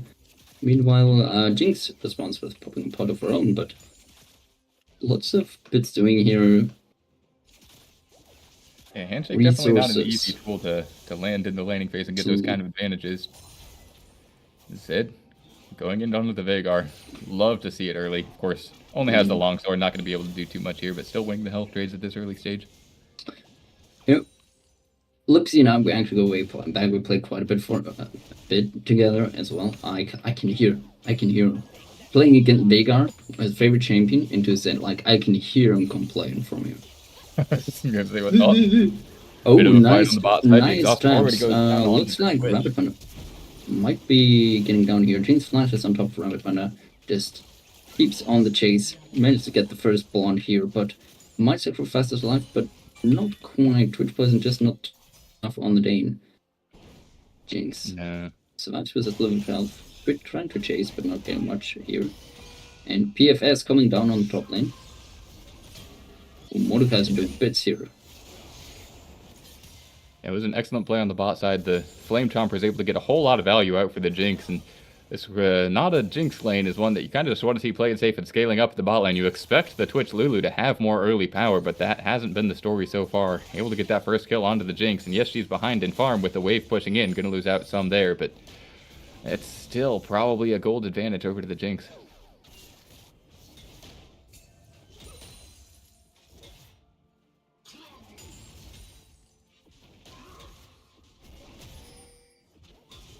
Yeah, lots of things I was about to say lots of things being done, but there's always lots of things being done. But especially around here, we saw raiding fights, just little things being done. Naturally, first blood already getting down to the Jinx, so it's gonna look scary for CBS.WH already. Not really what you want to see this early in the game. Jinx already, but. Now, if there's one champion from the side of CBS.WH that you don't want to see get first blood, it's the enemy Jinx. That is for sure. The opposite can be said for CBS. The one champion you don't want to feed here is Twitch. Yeah, absolutely. And with the Jarvan and the Twitch and the Lulu, you would think that there'd be a little bit more action towards the bot side that's favoring the side of CBS.WH, but not so far. This Sprooper should be safe here. Yeah. Very well played here, putting the jumpers down in just the right angle so that Twitch cannot follow up anymore and has to back off. Void Grub is being taken down by the rail. At least the first one. Jarvan making his way over to the Void Grabs. Trying to check in here. Goes in, manages to steal one, but do you really want to fight this rail, Jarvan? Do you really want to fight the armor girl? Huh? So one way in and 0 ways out is Flash in from Zed in the mid lane, able to get an extraordinary amount of damage on the Lipsy Cat. He goes down to the proc and the ignite. Well able to take the last Void Grub as Jarvan able to get out of there with the cooldowns coming back up, but the early kill over to the Zed also feels pretty bad for the side of CBS.WH, and that's a net objective advantage to the side of Cringe Club as well. Yeah, definitely not what you want to see. If you're rooting for CBS this one, already almost 1k in advantage here. Ren is already spawned, and I can't help but feel that Cringe Club are already having their eyes on this Cloud Drake. It's gonna be very useful for their entire comp. Yeah, all out into the top side. The ultimate from Mordekaiser goes down, but it's onto an immune Cassante. Doesn't do anything. The Jarvan's able to come in and clean up that kill, and that's just a bit of a blunder from the side of the Mordekaiser. Yeah. A bit of a misplay there, ulting the Cassandra while he's unstoppable. I have actually not personally ever seen that interaction before. It was very funny. One of those you probably don't think about because the Mordekaiser ult doesn't feel like CC, but it absolutely counts as it. It's why it can be cleansed, so if you are ulting an unstoppable target, it will do nothing, so unfortunate from the Mordekaiser. It does lose his life for it, and that's not exactly where you expect to see an advantage garnered. Mordekaiser, of course, being very strong in the lane, but so far it's really all that CBS.WH have been able to find. Yeah, Mordekaiser has been oppressive in this lane all the time. As we get into another fight here. Yep, Zed ganking the bot lane, just shadows forward, gets a little bit of damage onto the Twitch. Lets him know he's there, and then heads back to mid lane. Of course, there is still push from the Vigar, so probably a net advantage from CBS.WH, unless this Rel can get anything done, but it's just standing on vision. Twitch and Lulu should be able to play safe here. Yeah, back to the Mordekaiser are being very impressive in this lane, but once the ganks come in from the Jarvan, and I think Cassandra would have gotten that even without the help of Jarvan, honestly, but naturally, a little bit of help is always appreciated. Absolutely. But, the Mordekaiser certainly not deterred, just getting some damage onto his opponent laner there, letting him know that despite the early trade of kills, he is still a Mordekaiser. Now Zed trying to get even more done. Ults onto the Cassante, but that Cassante takes far reduced damage. The proc does count for damage that even is reduced, but it's just nowhere near enough to get the kill. But looks like the Cassante will be forced back to base. Man, I hate Cassante. Just the champion design. Or, I mean, not like design as in like his visual necessary. I'm not racist, I promise. He is a problem. I mean, his kit. Yes. His kit design is just... Insert Showmaker pasta into the broadcast here. I think that this champion has been absolute nonsense since release. Yes, he's been nerfed and nerfed and nerfed pretty consistently. Slight tweaks, little mini reworks, but it's just not enough. The champion continues to be an absolute demon, and I am sick of seeing him in games. As a bit of an engage onto the Rel, should be safe here, has the Zed to support, and get some counter damage back onto the Jarvan. Both junglers just let each other know they're there.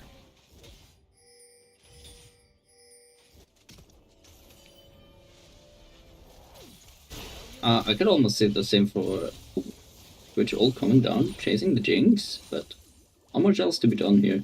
Could almost say the same for Mordekaiser. Very oppressive, has a pullback, he has a lot of things, but overall very simple. Handshake flashed away from both members. CBS.WH, the Rel ult catches the Lulu and does go down. The Twitch caught and the engage by the Rel. Handshaked back. The Zed goes forward, able to get the kill. It's brought back to life by the Renata, but has nothing to kill, so it's just going to go down for the trouble. It's a 2-for-1 in favor of Cringe Club. Yeah, very nice roam here from the Zed. Gets bits of damage down. Oh, Jarvan coming in, but that's 1v3, and he doesn't have anything. Handshaked back, engaged on by Rel, and this may be another kill over to Cringe Club. Forced to flash out of the Cataclysm. He's over the Dragon Wall. The Rel may follow. The Rel Renata just being so oppressive here. And it's one of the things we talked about in draft when both of those champions were locked in. They have a lot of power at basically every stage in the game. Yes, they excel in the 5v5, but they're no slouches at really any point. If they have the support of something like the Zed, like the Jinx, they can get kills for themselves very effectively. And as we can see, they did.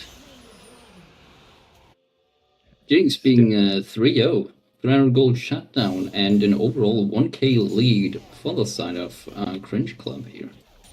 Yeah, you wonder if the Jinx would have been able to stay in lane a little bit longer, not able to pick up that first full completed item on that back, which is really something you would have preferred to see, and kind of an awkward back timing as well, because it does give the Dragon over to CBS.WH, so you gotta wonder if after that play, Cringe Club could have found a little bit more for themselves, but not getting greedy, just resetting, purchasing items, and you're never gonna complain about having those 3 kills regardless.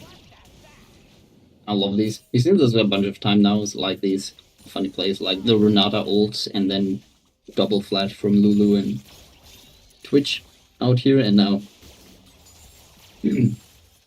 Calasanta not quite being able to cancel the recall here from Mordekaiser, but props for the effort.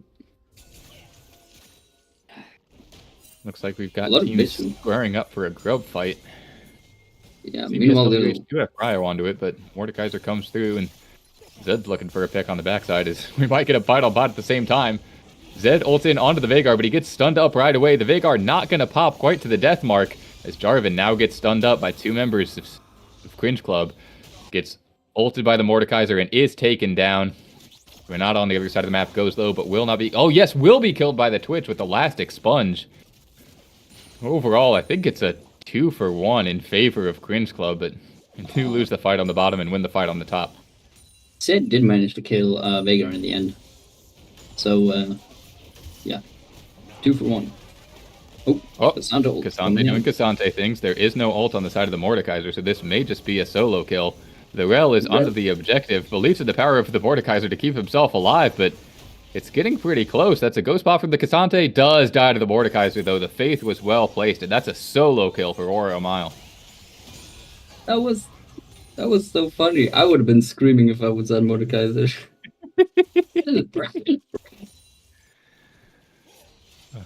Perhaps I should say Hugh as Jarvan gets another grub for himself, prevents the 6 going over to Cringe Club. Does get a little knocked about here. Oh, and sniped by the Jinx. That is now a 4-0 carry for the side of Cringe Club. You gotta wonder if that was worth it. And 4 grubs to boot for Cringe Club here. Luckily, Jarvan did manage to collect 2 of the grubs, so not even gonna get 5, so no void mites this game. But I don't think they might not need it. Sprooper just being very strong on the day here. 4-0 this Jinx carry is. And they're about to feel the power of it once Jinx backs and comes back, or maybe not even. Handshake connects as well, pulling Lulu back, and that might just be a kill. Lulu has the Whimsy, has the Polymorph. The Jinx goes under tower, is able to get the kill, but doesn't able to reset the Renata W, just goes down to the Twitch at the end of it. Bit of a mistake there from Cringe Club. They got a little too hyphy and got baited in under tower, and the kill timing just wasn't there to be able to get the revive off, so it is a 1-for-1, and that definitely favors CBS.WH. Oh yeah, now the shutdown going over to... I think, was it the... No, it did go over to the Twitch, so that is a silver lining for CBS here. And Lulu with the... What is it called? The growth. The wild growth. Wild growth. I was close. And the exhaust to boot on Jinx. So Jinx not being able to do much there under the tower, just diving a little bit too hard. And paid the price in with a lot of money for the Twitch. Certainly did. Twitch now sitting on the Blade of the Ruined King and the Zeal, looking for another engage. The Jinx chooses to fire out one of those zaps while the Twitch is going in and takes more than half her health for her trouble. Starting to see some more advantages gained in this bot side, a little later than we would have thought, but definitely something CBS.WH are going to be welcome with. So Cassante does Cassante things again, but we saw how this went last time. The Mordekaiser has the ult this time. It's going to be a 1-for-1 trade at the end of the day in top lane. Jarvan a little bit far forward now on the bot side. Super Mega Death Rocket comes through, but isn't able to quite find the kill. The zap either just gets hit into a shield. Now the Twitch looking to pop off on the back half of the fight. The Zed goes in, though. Is able to get a lot of damage and the death mark down. Jinx picks up the Twitch. And that's one kill in favor of Cringe Club on the bot side. And the Mordekaiser picks up another on top.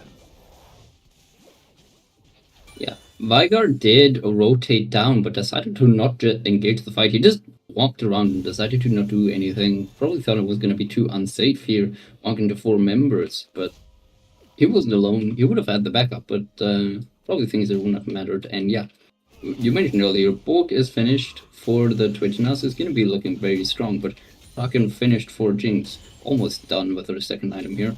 And I think I didn't really notice because there was a lot of happening on the bot side at the time, but I think Mordekaiser just killed Cassandra solo on the top lane. I failed to, because it looks like with the number of kills, I didn't see where you got the first 2, but the Cassandra only has 1 death, which we saw happen to him as well was taking the grubs earlier. So I think it was just forcing the Cassandra out. He was forced to teleport back into lane, but don't know that the kill was traded down there, so I think I misspoke, because now getting onto the Jarvan again, our Cringe Club. They should just be able to pop him down, but he is able to flag and drag away. Dodges out of the way of Super Mega Death Rocket. The Zed, though, coming in, flashes in, able to secure that kill. It's another kill over to the Zed. And Cringe Club should be looking to take this dragon.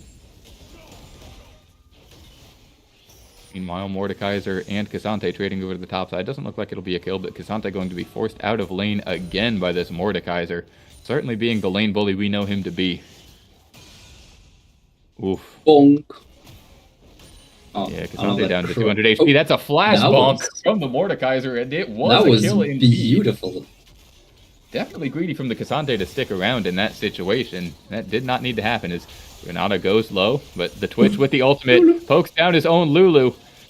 Now the Jinx going in. Neither of these AD carries really has the tools to finish off the enemy opponent, though. A little bit of a health advantage over to CBS.WH, but it's a fairly even trade.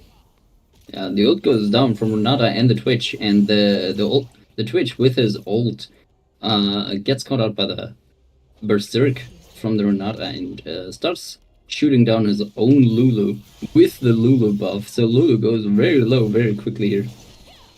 Yeah, and that's what you were talking about at the start of this game. If that Twitch gets caught in the Renata ultimate with that ultimate up, it's going to be bad news. It is interesting that as Cringe Club are taking down this Rift Herald, we don't see a cleanse from either of these AD carries. There is quite a substantial amount of CC on both of these teams that they would like to be getting rid of. Of course, you can cleanse the Mordekaiser ultimate as the Twitch. For the Jinx, you want to be cleansing those polymorphs from the Lulu or the Cage from Veigar. So it is just Ghost for both these AD carries. Kind of an interesting choice from my perspective.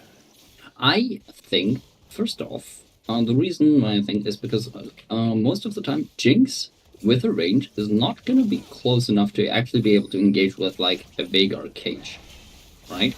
She's going to try and want to stick it on her distance. Oh. Twitch going in, pops the ultimate, Rat-a-tat, but not going to be a whole lot doing as Lulu actually gets a substantial amount of damage onto Renata, but they steps a little bit too far forward, goes for the Wild Growth Flash, but flashed away from the Jinx. Almost gets a reply kill onto the Lulu, but just stays alive. The Jarvan goes in now with a little bit of damage onto the Jinx, just goes down to the Veigar. Jarvan is traded over to Renata at the end of the play. It's a 1-for-1 so far. Very close fight for both these teams, as it looks like Cringe Club won a little bit more. They are looping around to the other side of the fight, but this Lulu knows where she's going. Veigar flashes in for the ult onto Renata and picks up another, though. Yeah, way too was greedy. popped in mid, but the bot side goes in favor of CBS.WH. Yeah, way too greedy here from Cringe Club. 2v3, and they thought they could get more. Veigar just flashes on, just gets that beautiful execute off. Very well played here from Lipscat. And it's just, you know, you talked about this earlier, you know, try and give them a little bit of a hand stiff, and I feel like this is exactly what we saw here in that play. This was a little bit of a hand stiff, this game, that fight. And unfortunately, in favor of CBS. May not be enough, as we did see towers in mid lane and now top lane and now bot lane go down in favor of Cringe Club. They are able to get all 3 of the tier 1s down from the side of CBS.WH, so yes, that play goes a little bit in favor of them, but overall objective goal definitely in favor of Cringe Club. Look, so it's a lot of what we saw from the first game as well. Oh, Twitch looks like he gets a kill onto the Jinx here, just not able to revive quite in time. And this is the power that Twitch Lulu is. Now Zed goes in onto the Veigar in bot lane, but Veigar gets the ultimate out. That's a very low Zed. It looks like he's just dead. Goes down to the Lulu at the end of the play. And that's another 2 kills over to CBS.WH. Yeah, they're slowly taking back some of the lost gold difference that they have. A lot of these witch alls are they're just being massive, coming out of the stuff and just start shredding the Jinx immediately down. Not much for the Jinx to play with if you're half dead before you realize it. And I wouldn't have expected that recurve bow would have been enough to make a difference in that play. We saw it a couple more times from the Twitch. Basically every time his ultimate is up, looking for that kill onto Jinx, but does finally pay off as now we see the second item completed here from the Twitch as well. 2 items on both of these carries. Starting to get a little bit stronger. Yeah, now you mentioned it. Double item for the 80 carries.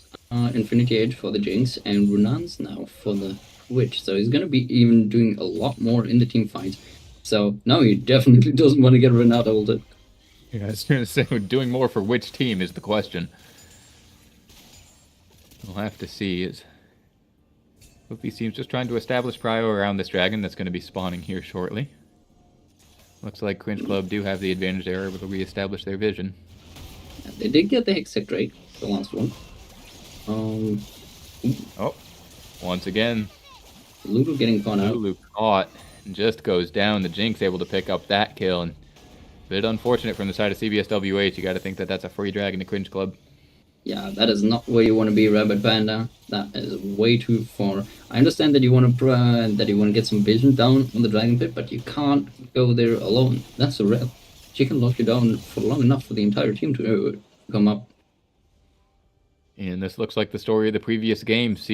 Cringe Club just knowing where they're stronger, able to send more members in there. We didn't see Tenzin really anywhere near his support, which he needs to be if this CBS.WH is going to get vision control over the bot side in that kind of situation. Yeah, Cringe Club's just choking them out. And this is what we spoke about. You know, Veigar feeling very safe and confident in his cage against the Rel. Zed is another story, though. That's why I bought the Sonya. I'm gonna have to call Lipsy a pussy later for it. Another fight in the top lane. The Mordekaiser all goes down. This should be a dead Cassante. One more bonk doesn't even need it. The passive able to pick up the kill, and that's a 4-1-2 Mordekaiser. Things are starting to get a little bit scuffed up in topside. And the funny thing is, he's just on topside. Just keeps pushing the top side. Hasn't showed up to a single team fight yet. Just yeah, why would you? Tower maze. Oh. Twitch comes up onto the top side, but does get pulled in by the Mordekaiser. It looks a little bit sketchy, and the Super Mega Death Rocket is able to pick him off. They thought they had caught an isolated laner, but is able to turn it around and get 1 kill back. Now the Mordekaiser back at a 1v2 is just surviving forever with the Rift Maker. Meanwhile, in mid lane, Lipsycat does go down to the Jinx, and this Mordekaiser just walks it out on topside. They can't kill him. Oh, it's a disaster. Hilarious. He's just walking at them menacingly, and they can't kill him. Oh, not what you want to see from CBS.WH if you're a fan of this team or of 3 games. As the Rel does get pulled back by the Cassante. Knocked up by the Jarvan, but they don't have a damage-dealing member here. That's just a Rel that's going to walk out cleanly. Yeah, Twitch now coming back. To break the base. Being their only reliable damage, other than the Cassante when he holds. Cassante. Game's fun. Oh, now Lulu might be caught once again, going for vision. Zed able to get a fair bit of damage onto her. Death Mark not quite enough, but the Ignite is as the Twitch flashes in to try and get the kill onto the Zed, but the Rel answers well. Not going to be enough, though. Twitch kites back from the Rel. Does get stunned up. Does get knocked back. Might not be able to live, but the Jinx Rocket just goes wide. The Veigar does pop the Rel down, and it's a 2-for-1 trade for CBS.WH. Able to finally get something back for themselves. Rabbit Panda getting caught out again on his path to boat vision, this time by the Zed. Luckily, he is Lulu, so he does keep himself alive for a long time, but both the exhaust and the flash burned, and to boot, cost the Twitch, flash, and ghost to keep that escape going. Now, they did get 2 return kills on that, so worth, I guess. A lot of shutdowns, so. Yeah, it definitely feels like you'll take what you can get at this point if you're CBS.WH, but not able to get anything more significant off of it other than a little bit of control for themselves into their own blue side jungle. As the Cassante ghosting at top, it looks like they want more from this Mordekaiser. They did bring 3 members this time, but He's just surviving there, so Renata, they're not go. on the other side of the fight. Drops the ultimate onto the Lulu, drops her down. The Veigar ult is big damage, though. The Twitch does finally get the kill. The Mordekaiser finally falls, but is able to make it a 1-for-1. Yeah. CBS committed 3 members to the top side just to trade it for a 1-for-1. I think Renata should have kept going there. Shouldn't have needed to play that far back, because not. Oh, nice handshake onto the Veigar. Gets zapped as well. Super Mega Death Rocket eaten by the Cassante. Not going to do quite enough there. As the Jarvan gets trapped up by the Flame Chomper, is forced to flash out. The Cataclysm is good, and you nearly see 3 members of Cringe Club going down to the power of the Twitch. But CBS.WH are not quite able to get anything yet. The Cassante goes very low. Both these AD carries looking for 1 kill, but not able to get it. Yeah, blinking health bar from both teams. They decide to handshake on it and go for a retreat.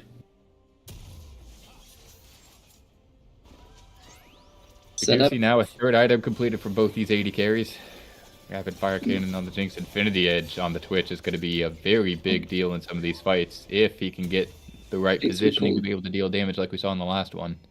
Yeah, Jinx recalled only now, but only gaining a long sword for it. Both teams now setting up control around the I was gonna say bosses, but it's only dragons and barons. I guess you could call them bosses. Just setting around control. Yeah. That might just be me. It looks like for the first time in this game, CBS.WH may have first prio over towards the dragon. They're able to establish a little bit of vision control, but not deep enough to spot out where Cringe Club are. And in the top lane, both top laners have teleport, and they're just going to fight it out until that fight starts. At this point, I think you do want to get yourself involved into the fight at the Cassante. Oh. Hostile takeover goes through, but not able to find enough. Does not hit the Twitch. There's a lot of damage from the Veigar onto the Jinx. Is able to get the kill. Mordekaiser once again finds the solo kill in top lane, but that's a favorable fight on the bot side in favor of CBS.WH. The Zed split pushing in mid lane to get this inhibitor down. It looks like the top lane inhibitor might go down as well. So it's an inhibitor for most of the base trade from CBS.WH. Yes, they are able to kill the Jinx, but at what cost? The well goes in and steals the dragon anyway. Twitch trying to get more damage down. Gets the Rel to about a 1/4 HP. She mounts up, but the Jarvan goes in, is able to secure the kill, but the top lane inhibitor does fall. CBS.WH find 1 kill, but Cringe Club answer better on the map. Yeah, there's a lot better macro plays, and we saw this in the first game as well. There's just, overall, the better macro. They're just maybe not always being... Zed ultimate down. Is able to pick up the Twitch. Yes, Twitch responds onto the Zed, but the Lulu now in trouble, getting chased down by this Mordekaiser, laughing all the way to the bank in Brazilian, you have to assume. Flashes onto the Lulu. Super Mega Death Rocket confirms the kill. Jarvan looking to go in, but we've seen how this story goes. You can't kill that Mordekaiser. He's looking for more. 2v1 in the enemy jungle, and he is healthy as can be. Jarvan already down to half health. He might die here. He needs to get his flag and drag back up if he wants to escape. He is able to get the shield, though, and just walk himself back out. But this Mordekaiser is quickly becoming a massive problem for CBS.WH. Yeah. As I was saying, you see the story, just unfolded like in the first game. Just overall better macro. Cringe Club just played the map better, and at every stage of the game, there has never been a contest. Even if CBS gets a kill here and there, Cringe Club just plays better on the map and manages to get something for every member that dies on Cringe Club. They get an objective in return. Yeah, and a reminder to everyone, these are our 2 top-of-the-table teams. This is a battle for first place. You'd think it'd be a little bit closer between these 2 teams, but yeah, like you said, CBS.WH just no contest to the series so far. We'll have to see if this Twitch and this Veigar can make the difference in what you have to believe are some of the last fights we'll see in this series if they aren't able to win them. Because right now, it looks like that Cringe Club just have the tools that they need to be able to pressure the map in the ways that they want to, like we saw last game. Different champions, but same story all over again here in this game too. Very similar story, actually. Except for the champions, there's not really too big of a difference on what we've seen from the first game. Just Cringe Club just slowly but surely choking out CBS. We were thinking it would be slightly more front to back with the first 3 picks locked in from Cringe Club, but they don't need to front to back. They can play this game out exactly the same way we saw from them last game. Easy as you like. Find the areas of the map that they're stronger. Establish vision control. Pick off 1 or 2 members from the side of CBS.WH. Yes, they'll lose 1 in return from time to time, but they were able to stay strong. They secured themselves a Baron for it. Now they're pushing into the spot lane inhibitor, trying to take the last one down. Engaged from Well. It's flashed away from. This Well goes low, but might be kept alive by the Renata. Doesn't go down. Dante now into the back lines, trying to get the kill onto Well. Will do so. But in the base, the Zed goes in onto the Lulu. Gets her down, but that's just a Lulu. The Twitch stays alive, as does the Veigar. Cassante goes down on the back line. Jinx gets excited, gets a little bit more damage onto the Jarvan. The Veigar has to Zonius from the Mordekaiser. It's a scrappy fight, but the Jinx picks off the Twitch. In the Mordekaiser ultimate goes the Veigar. He'll go down too. It's a 4 for 2 in favor of Cringe Club, and they're on to the Nexus. And that is the story of our game 2 here. Congratulations to Cringe Club for the second victory here. Yeah, great Marvelously game. played. And again, I had a couple of questions in the draft, and Cringe Club silenced them with ease. Phenomenal play from really all sides of the map. It's hard to even find an MVP of that game. Obviously, the Mordekaiser are able to create so much pressure on topside, continually draw resources from the side of CBS.WH. And Cringe Club were able to utilize that pressure very effectively to continually push into the enemy blue side jungle, establish vision, get dragon control, find picks on the bot side. The Twitch was not able to get online in the way that he would have liked. And even in the hand stiff, it did kind of go to Cringe Club, so it's kind of a slaughter. GG. Yeah, and that has kind of been the story of both games, like back to back, just Cringe Club just finding the advantage over and over again. As you say, just keep collecting these picks and then just winning out on the objectives overall every single time. I don't want to be too harsh on CBS here because they did play well, they did have their moments, but it was just Cringe Club just played it better on this one. Yeah, definitely good players on the side of CBS.WH, but you got to feel in the series like Cringe Club had a better read on their win conditions and were able to play them out more effectively. And whenever that's the case, the team's going to look very strong. Of course, that does mean that Cringe Club will be the first place team without competition here in the Sunday Cup. Congratulations to them and their members. Let's see if we can get an interview here. Yes, I was considering the same, see if we can get an interview, but no, does not look like we'll be getting an interview from Cringe Club here today. All right. So, yeah, as you mentioned, Cringe Club just played it better on the day overall in general, just immaculately perfect overall like map awareness and being able to get all the objectives and just play around the map however they want. So, again, congratulations to them, and we'll hope to see more from them next time. Well deserved. Excited to see both of these teams play, but for now, that's all from us. Thank you all for joining.